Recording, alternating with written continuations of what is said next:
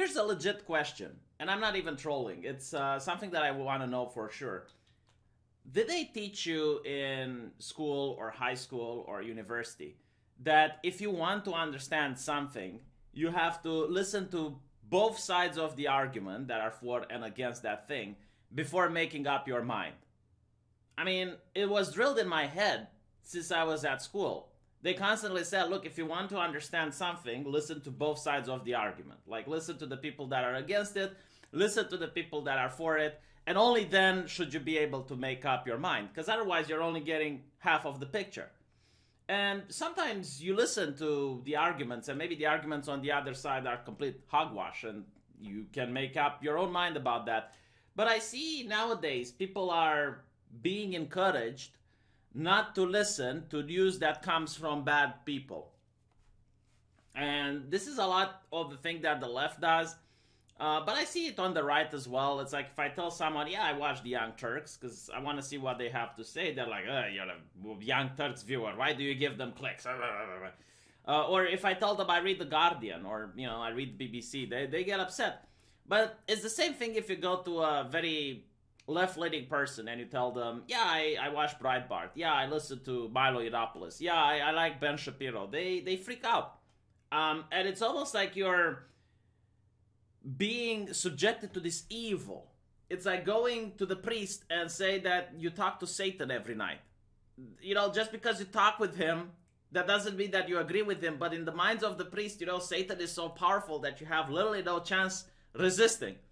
And now I see people are being separated into these factions, into these bubbles that refuse to communicate with each other, that do not even have the same principles like one another. And it ends up to things like this. So what ended up happening is that Ben Shapiro, of all people, was accused to operate an Antifa sign-up website. So there was this website online which allegedly allowed you to join Antifa to fight back against the MAGA fascists. And when people allegedly look at its source code, they found Ben Shapiro's email in it. And because of that, they concluded that Ben Shapiro himself was operating this website. Now, this is illogical for many reasons. Like, don't get me wrong, having someone's email on a website is evidence that maybe the person is involved, but it's circumstantial at best. Like, you need something more, because anyone can make a website. Like, I can make a website and put Joe Biden's email there. There's nothing stopping me from doing it. Like, literally anyone can do this. So let's assume that the people in question really didn't have an understanding on how the internet works, and this is why they took the bait. And a lot of blue check marks were spreading this, and they were laughing. It's like, look, Ben Shapiro is doing this. But then you have to wonder, like, why? Why would Ben Shapiro do something like this? So there would be, like, two reasons. Ben Shapiro is actually a far leftist in disguise. And, he is the boss of an organization that the media constantly tells me doesn't exist. And in his public appearances, when he goes on a podium, he constantly talks against this organization. But on the underground, in his free time, he does recruitment for this organization. This, to me, is really ridiculous. Like, it's a little bit too complex in order to make sense. The only thing that would make sense would be, okay, well, maybe he is trying to see who would sign up for this website in order to dox them. Okay, so Ben Shapiro is running a troll operation from his basement. He's not leaving it to the law and order division, to the FBI and the police. No. He's taking matters into his own hands. Which, like, this would be possible. I mean, a lot of leftists do this all the time. Like, they will have, like, oh yes, we infiltrated this Nazi Discord and we got the names of the people that do. Like, they do this all the time. So it's not like it's a tactic that's unacceptable by American standards. But, like, if you are to, and this is what I say, that the communication between the left and the right is non-existent anymore. It's almost like two factions that are walled off. Because if you watch Ben Shapiro, you would know that he is not the type of person to do this. Like, you would know he is not, like, it's not his character. He doesn't make money by doing this, okay? In fact, if he were to do this, he would lose money because it affects the persona that he created over time. If it was someone like, I don't know, Milo Yiannopoulos or, some other right-winger that's more trollish, then yeah, okay, like you could say, yeah, that's probable. But when it's Ben Shapiro, you at least should use your common sense and not jump the gun and say, oh, yes, clearly. Because what it ends up happening is that all the people that have been pushing for this, turns out that they were the victims of a troll from Reddit. So this was actually taken by the Lincoln Project, and they were, using this as if it's an actual source, and they were spreading it around. And notice how Twitter isn't going to, put a disclaimer that this is fake news. They're not going to put to remove the content or like just add a little thing on the bottom like they do to Donald Trump whenever he pushes for fake news. Isn't that interesting?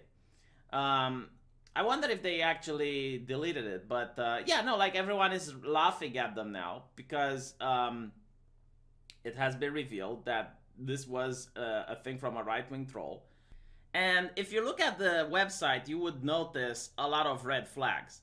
The site requires visitors to join the fight against fascismus by imputing their full name, email, city-state, and the message to stay connected. It's like, why would an organization that tries to remain anonymous by going out with masks over their face require their members to have email, full name, and city-state? Like, duh. Any person, like, you don't need to be a right-winger to figure this out. But then it also talks about you will also get periodic messages from the leader of Antifa. Now, if you actually listen to what Ben Shapiro says in his speeches, you would know that he describes Antifa as being this organization that is not hierarchical, but it's very organized. And the way it works is that they have different chapters. So it's like you go to a university, right? You graduate, and if you're interested, you can join like a local chapter. And they have like weird names like Sunrise Project or, Youth Rise Up or anything like that. This is something that you can even find in the Antifa handbook, which is available for sale. Like, it's not some forbidden knowledge that I'm sharing here. But they have like these little chapters that exist in different cities. And when an event happens, like let's say a protest or whatnot, they all put on their masks and they attend together in a tactic that they call the Black Bloc. So, I mean, for the overwhelming amount of members, there is no leader. The only leader they have is like, the guy organizing their chapter, and they probably don't even refer to him or her as a leader. And they have managed to push protesting to an art form. For example, they're specialists at causing violence while seeming inconspicuous as they do it. For example, there was that university assistant which put a bike lock in a shopping bag and hit the guy over the head with it. Now, for a viewer that watches that recording, it doesn't seem justified. Like, what, he hit you in the head with a shopping bag. Why are you pouncing the guy and you're holding him down? Like, it makes no sense. Like, that's an unnecessary escalation. But if you were to know the truth that there's a bike lock there and he hit the guy over the head with it, well, he could have killed the guy, like it is a justified response. Or they use brass knuckles on their black gloves. So, from the outside, it appears that they're just doing normal punches, but in reality, they have a melee weapon there. And, they separate into cells, and one cell constantly tracks the movement of police officers. They put roadblocks so that cop cars can't get into the area that they need to go. Like, no, their rioting is an art form. And it seems that they have gathered this knowledge for quite a lot of years. And every time you point to them, it's like, oh, there's no organization. Like, what are you talking about? You're not seeing anything. It's like Putin's little green men in Ukraine. It's like, who are they? They're not our soldiers. They just happen to be there. So what I like is that even when the troll was caught, because I don't think he expected to be caught, he's still playing the victim by making Ben Shapiro act like he's playing the victim. So imagine, like, Ben Shapiro, right, opens his Twitter one day and sees a lot of people upset at him. It's like, why are you running an Antifa recruitment website? Like, what is wrong with you?